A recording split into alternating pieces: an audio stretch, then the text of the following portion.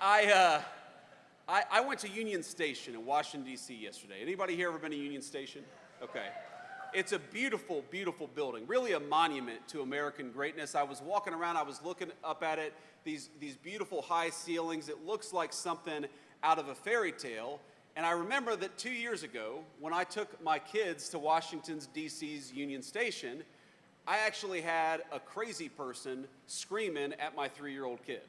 Because for some reason, and I never understood this, American leaders decided it was compassionate to allow people to fester on the streets, yelling at our young families instead of giving them the medical care that they need and getting them off the streets, which, by the way, makes it easier for us to all enjoy these great public spaces in our country. And I haven't been to Atlanta in a little while, at least now with the Secret Service detail. I haven't walked around Atlanta in a little while, but I bet that as great as Atlanta is, and as beautiful of an American city as it is, there are places in Atlanta where you wouldn't take your family today. Is that correct? Just like in Washington, D.C., the national capital of the greatest nation in the history of the world, there are no-go zones where you would not take a young family or you would not take young children.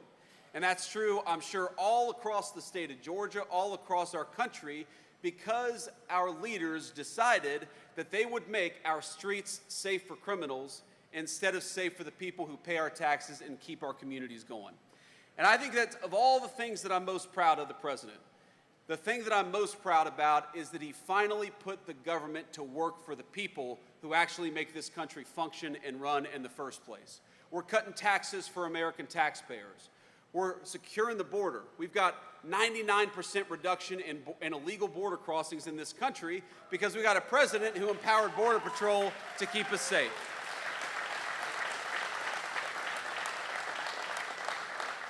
And we got a president who's standing with law enforcement to make it easier to clean up our streets, to make them safe for our young families. If you're a person, I don't care what your political party is, but if you're a family and you want to take your kid to a nice meal in downtown Atlanta, it's about a 40-minute drive, take your kid to a nice meal in downtown Atlanta, you ought to be able to without being harassed by a criminal.